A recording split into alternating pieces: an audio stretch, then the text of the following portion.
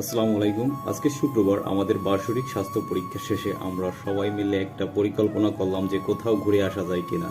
তো আমরা বেরিয়ে পড়লাম 10টার দিকে। আমরা বেরিয়ে পড়লাম স্বাস্থ্য পরীক্ষা শেষে। তো চিন্তা করলাম আজকে আমরা খৈয়াছড়া ঝর্ণায় যাব। আমরা 8 জনে 4টা মোটরসাইকেল নিয়ে বেরিয়ে পড়লাম। তো যেতে যেতে আমাদের দুপুর হয়ে যাচ্ছে। আমরা মিরসরাইয়ের আগে বড়তাকিয়া বাজার এটাকে বলা হয়। তো আমরা এখানে একটা রেস্টুরেন্টে যাব। তো দুপুরে আমরা খেয়ে একেবারে এখান থেকে যাব, তা না হলে ওখানে খাবারের কি পরিস্থিতি নাকি আমরা সেটা জানি না। তো আমরা এখানে খেতে আসলাম। এখানে আমরা সবাই মিলে বিরিয়ানি খেলাম। বিরিয়ানিটা এত সুস্বাদু ছিল, খুবই ভালো ছিল টেস্ট। দাম একটু কমই আছে, রিজনেবল প্রাইসে আছে, খুবই কম।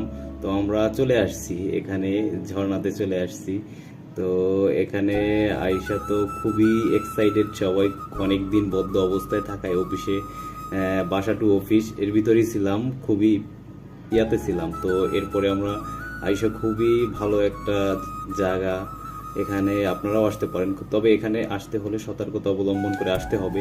এখানে আসার আগে অবশ্যই অ্যাঙ্কেলেট, তারপর আপনি লাঠি নিয়ে আসতে হবে। এখানে যাওয়ার আগে ছোট একটা মিনি ঝর্ণা যেটাকে বলে, এখানে পানিটা এতই ঠান্ডা, আমার শরীর একদম ঠান্ডা হয়ে গেছে, মনে যাচ্ছে এখানেই সারাদিন বসে থাকি।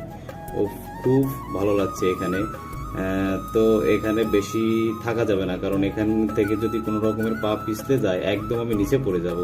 তো আমার কলিগ যিনি আছে উনি বললো যে তাড়াতাড়ি চলেন, উপরে যাই আরো। এই যে মিনি ঝর্ণার থেকে আমরা আরেকটু উপরে, এখানে অবশ্য দড়ি দিয়ে উঠতে হয়, খুব রিস্কি জায়গা। তো এখানে আমরা এসেই খুব, আমি দেখা মাত্রই পাগল, এখানে উঠে যাব, কখন উঠবো কখন উঠবো। তো অনেক লোকজন আছে, কেউ উঠতে দিতে যাচ্ছে না, সবাই এখানে সতর্কতা ভাবে উঠতেছে। যে আমাদের সাথে নুরু ভাই, সে আগেই উঠে যাচ্ছে। তো এর পিছে আমিও যাচ্ছি, পিছনে পিছনে। তো তারপরে আমার পিছনে আবার আরমান ভাই আছে, আরমান ভাইও খুব ইয়া।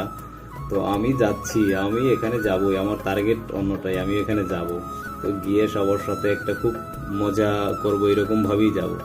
তো যাচ্ছি। এখানে আসতে হলে অবশ্যই সবাইকে সাবধানতা, এখানে সাবধানতা ছাড়া কোনো বিকল্প নাই। এখান থেকে যদি আপনি পড়েন, এগুলো সব পাথর, খুব পিচ্ছিলি জায়গা, এগুলো থেকে পড়লে একদম মাথা ফেটে যাবে।